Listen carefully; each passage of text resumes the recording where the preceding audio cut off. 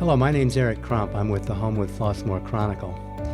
Welcome to Meet the Candidates, our interview series introducing candidates who will be on the ballot Election Day, April 1st. Today we're talking with Trey Childress, who's a current member of the Flossmoor District 161 Board of Education, who's running for re-election.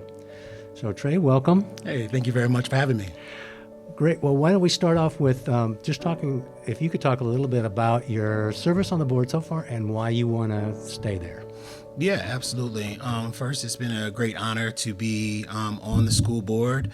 I hope to continue on the board because I'm really excited about some of the headway that we've been able to make since I've been on the board.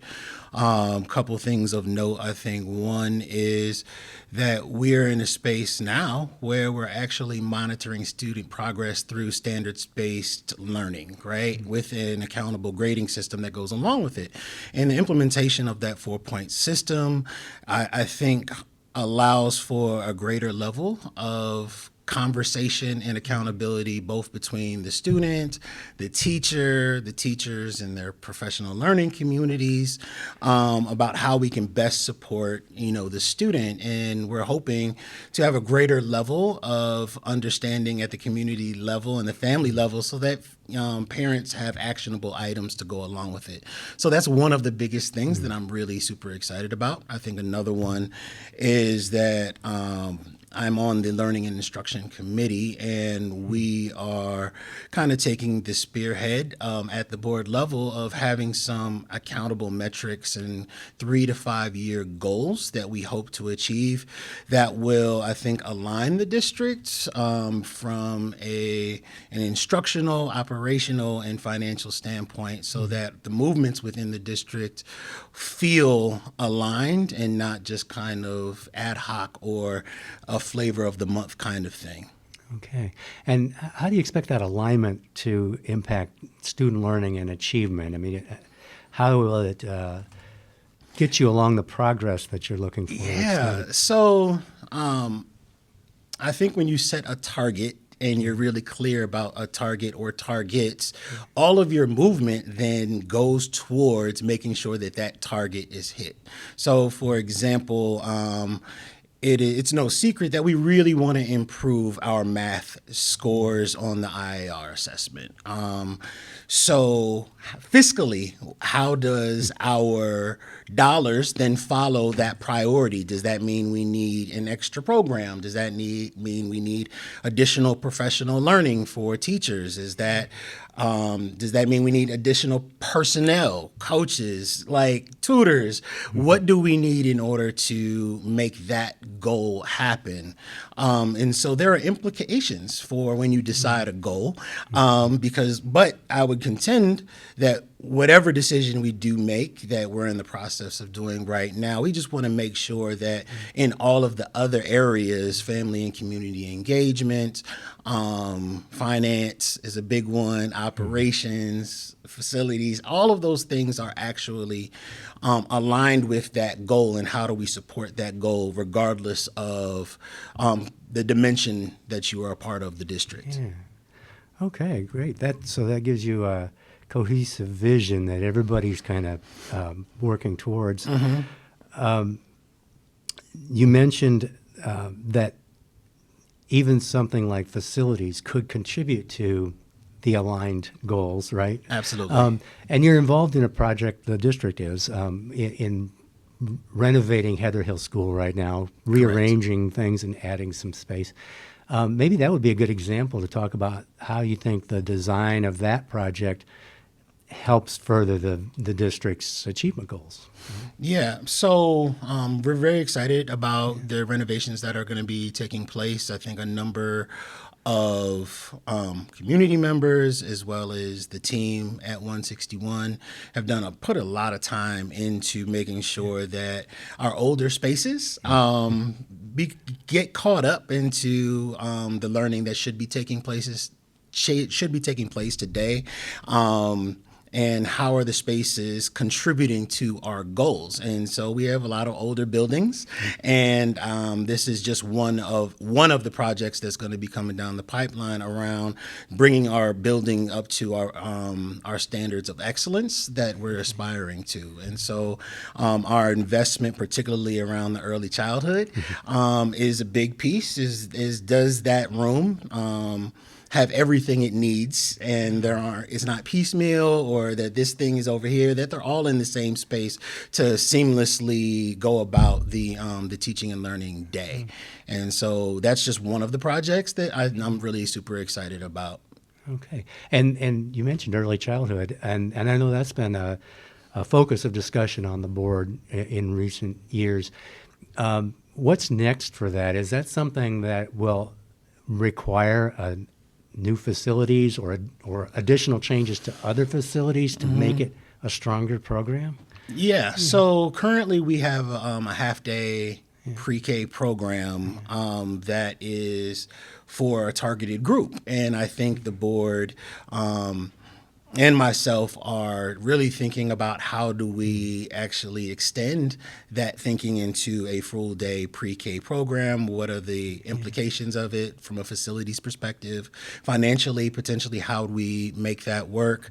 But the strategy around early childhood is linking it to our larger goals. And I would contend that early childhood program can't by itself be its own goal. I think it has to fit into a larger context, which is how do we improve proficiency of our students, making sure that all of our students are able to read and do math at a high level by the end of kindergarten. And so that we're not always,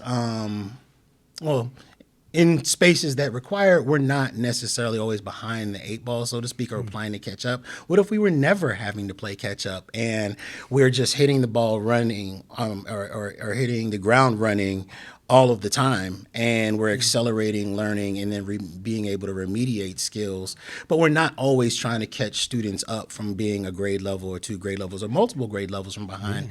How do we begin to think about it more proactively? And so that's something that I'm very, very excited about. I know that the learning and instruction community is really thinking about that as a mechanism to improve proficiency, because ultimately our goal is to ensure that our students are more than capable and ready at the academic level and social emotionally for a high school curriculum, right? And they're ready to accelerate, because a great high school experience obviously translates into post-secondary opportunities, whether it be four-year college, two-year college, trade, the military, that they have a buffet of options ready for them, but that buffet of options wasn't just relegated to those who are in fact like, this is all I have available to me. Like, I can only get one or two things off of this buffet, but I actually have all of these things.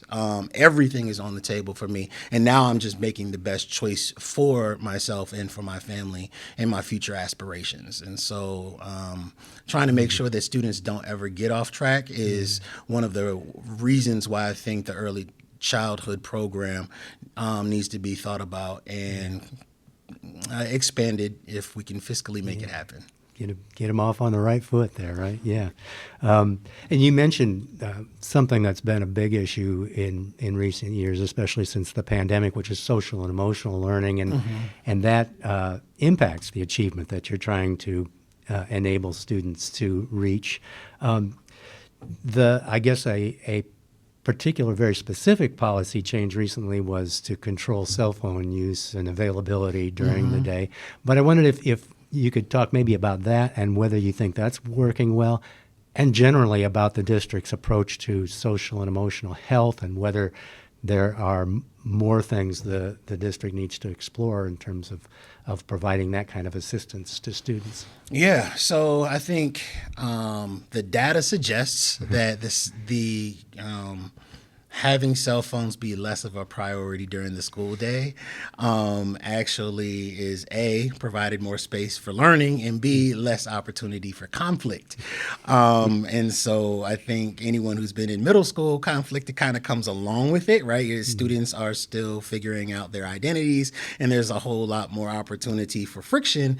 And so having the cell phones not necessarily be a contributing factor to the day, I think allows for more focus on learning and less focus on conflict. And so the day we are actually having less issues at Parker, and I think part of it is in fact attributed to cell phones just not being an option during the school day. As far as the social emotional learning, the grade levels are now thinking in unison. And so the sixth grade team is thinking about what do sixth graders need in seventh graders, so on and so forth. And so when you're thinking about grade levels and pods and not just kind of everybody needs the same thing, but how do we make sure that students are getting what they need? Again, from an academic and social perspective, those teams are able to be responsive to the needs of their students, and there are spaces and time during the school day for them to becoming better humans and that kind of thing. So their advisory period is the space of which they are being immersed in the standards of humanness and good character, and words like empathy are being introduced, and we're considering how does that play itself out in real life, and how can you demonstrate those kind of characteristics and in your own walk and get feedback on it. I think is something that is exciting, because we're not just here to make great mathematicians. Of course, I want great mathematicians and great students to go and be amazing once they're off at high school, but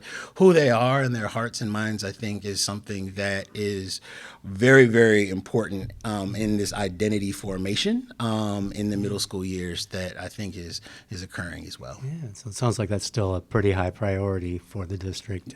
Yes, part of the absolutely. School day, yeah. Again, I'm somewhat of a data nerd, and I want to see what the numbers are looking like and compare them to previous years. And the data absolutely suggests that students are being better towards one another and able to stay in school longer. Obviously, everyone isn't going to have a great day all the time, but there's a very caring staff that is being responsive to students' needs, trying to get them back on track, having restorative conversations, and not just punitive conversations around you have this, this, and this. It's like, okay, how are we changing behaviors is a very, very big part of that work. Okay. That is part of that process is communication among students and with teachers. I was wanting to shift gears a little bit, and there's two subjects really that involve wider community engagement between the district and I'm curious about how the board can and does participate in these. And one of them is the property tax situation, which is it's something the school districts are in kind of a tough spot, because you need the property. You really depend on property taxes to operate the schools, but the bills have been going up so high that people are struggling to be able to pay the bills, and so that's not something you have direct influence over, because the system is independent from the district itself. But how can the district help, or how can the board help the community wrestle with that problem, do you think? Yeah, so I think that particular issue has come up specifically this year, and we voted not to have an increase in that particular area, because it felt very disingenuous to say, hey, look, we're going to have the cost go up without a clear plan as to how and or why they should be going up. So we're charging you more money. Okay, great. For what? And we need to be able to answer that question to say, hey, look, this is where we're going. This is why we're going there, and engaging the community there in that particular process. Is this something that you are want? So if we say, just for example, per our earlier conversation around, hey, we want to open up a full day pre-K program. This is going to cost this bill, the community has to have a say into whether, okay, yes, we do want to fund this program. We do see why this would be particularly important. Or no, we're not on board with this. Find another way, right? And so, I mean, we're all humans here, and we have bills to pay. So, I think it is extremely important, regardless of the subject area, that we are getting in community input. We're doing so in the goals. This goal conversation. This survey will be going out soon. The 5 Essential survey is going out now, so we didn't want those to be in competition with one another. But we are absolutely going to be sharing another survey that is particular around here's what we're thinking. Here we went through at the board level. I know you didn't ask this, but I want to give you full context. We did kind of a shotgun approach around like, hey, hopes, dreams, aspirations. What do you want for the district? And we, as an entire board, threw up all of our ideas where we would like to see ourselves in 3 to 5 years. And we're now trying to consolidate all of those ideas into some really important themes so that we can then present them to the community and then figure out like, okay, like here's how we're going to make all of that happen, whether there's a cost associated to it or not. So see whether the community resonates on any of the specifics and get their feedback. The process is always a challenging one. You have board meetings, you have committee meetings. There are opportunities for people to get involved, to come and have their say, or to come and learn. But traditionally, board meetings are sparsely attended, except for celebrating students and when there's a controversy, right? Yes. I mean, do you have ideas about the surveys? Sound like one other tool. Are there other things that the district could do to bring more people into the conversations about setting goals or making decisions? Yeah, so not only are the board meetings a space, right, as you mentioned, our committee meetings are attended by family and community members that want to know more about, for this instance, standards-based learning has been, I won't say challenging, but it's a learning and growth opportunity for families to be like, okay, what happened to the A, B's, and C's that I'm used to? What is these 4s and 3s? What do they actually mean, and what is that? How is that going to benefit my child, as well as how do I best support our students at home? I do think that our schools have really great PTAs and parent community spaces that I know that I'm a part of, and that our board is a part of, to now get more input and then have kind of informal conversation about what are their priorities. And there are civic organizations that are also in the community, of which people are getting together, not just families, but people who live in the community, to have these conversations as well. And having representation there also gives us a lot of feedback as to what is the community thinking, which obviously isn't homogenous, right? There's lots of thoughts and feelings, but how do we put themes together to be responsive to the more critical aspects of things? My lens, not speaking for other board members, but my lens has always been around what are the things that we can do that are going to impact student learning. And as long as we are having the impact of student learning conversation, regardless of what it is, that's something that I'm just really in tune to, because that's what I'm after ultimately. Okay, thanks. Another little bit of shifting gears here, but it also has to do with community engagement and communication. And that's another thing that you have limited influence over, but may have to wrestle with, and that's the changes at the federal government right now since the Trump inauguration in January. A lot of programs we've depended on for sometimes generations are either being reduced or cut, including possibly the Department of Education. And also there's a new attitude towards diversity, equity, and inclusion, which is important to our community. It's basically being erased at the federal level. So I was wondering, those are two things that could have some impact on local school districts. And I wonder if you've been given any thought to how the board can help the community wrestle with these challenging times. Yeah, so That particular issue is something that is extremely challenging and complex, right? It's its own Rubik's Cube that's challenged, right? It's because if you think about one thing, you're changing other things. So, for example, what we've done, we just had this conversation within the last few weeks. We asked the superintendent to go and research how many positions are funded by federal dollars. So if they pull the plug, what are we necessarily on the hook for? Are we positioned to support that? Do we have to make cuts? And these are ramifications that are necessarily just out of our control. So unfortunately, we are in the process of like looking at programs and personnel in worst case doomsday scenario. How are we going to be nimble enough to make sure, again, that we are giving students our very best, but fiscally there are going to be ramifications. And so, my wondering is what are the residual impacts on decisions that are being made at the White House? That is terribly imperfect and honestly really stressful, but unfortunately that's out of our control. All we can do is kind of plan for doomsday and hope that we never actually get there. Try to do some anticipation, right? Yes. And then I think both to the other part of your point, we're in the kind of anticipation phase of these things. And also, I think, unfortunately, if doomsday does come, what are the conversations that need to be had with our communities so that they have a very transparent understanding of here's where we are and here's what our thinking is around what changes, if at all, need to be made. Okay. Thank you. That's probably the best you can do at this point because it's still kind of uncertain what exactly is going to happen. Oh, absolutely.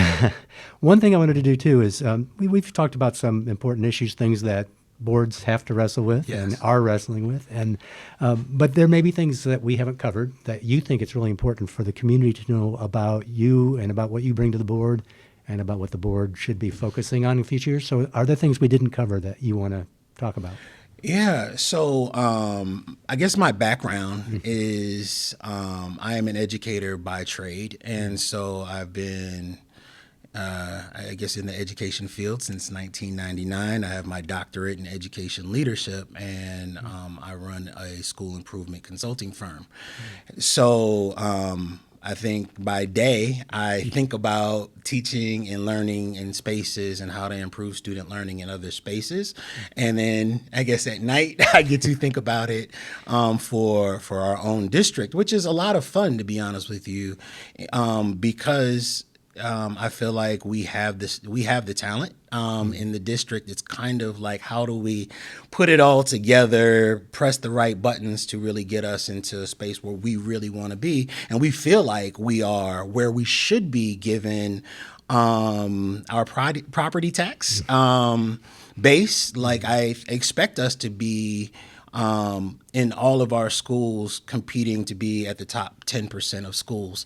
And that is one of my hopes for us to be in that space. And we have, I think, in some places we're further away, in some places we're close. And so I know that the board is thinking about how do we hit significant improvement so that we're in the space of like we're competing as an exemplary school, which is level 1 right now. All of our schools are commendable, which we're pretty happy about. But I think that there's still room for growth in that area, and so I'm excited about the opportunity to continue to serve the community and make sure that we're giving the community the schools that it deserves, but doing it as a part of a bigger team. All right. Thank you very much. Appreciate your time today, Trey, and good luck on April 1st. All right. Thank you so much for you. Okay. Thank you. All right. We got to do a quick re-intro. Intro with little comments there. Okay. On you, Eric. Hello, my name's Eric Crump. I'm with the Homewood-Flossmoor Chronicle. Welcome to Meet the Candidates, our interview series with the people who will be on the ballot for Election Day, April 1st.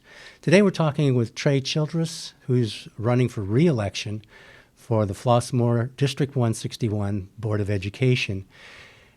He's going to talk a little bit about The progress the district has made recently in improving student achievement, recent switch to a standards-based assessment system, and about planning to align the goals of the district so that all the parts and all the people are pulling together to meet the same goals.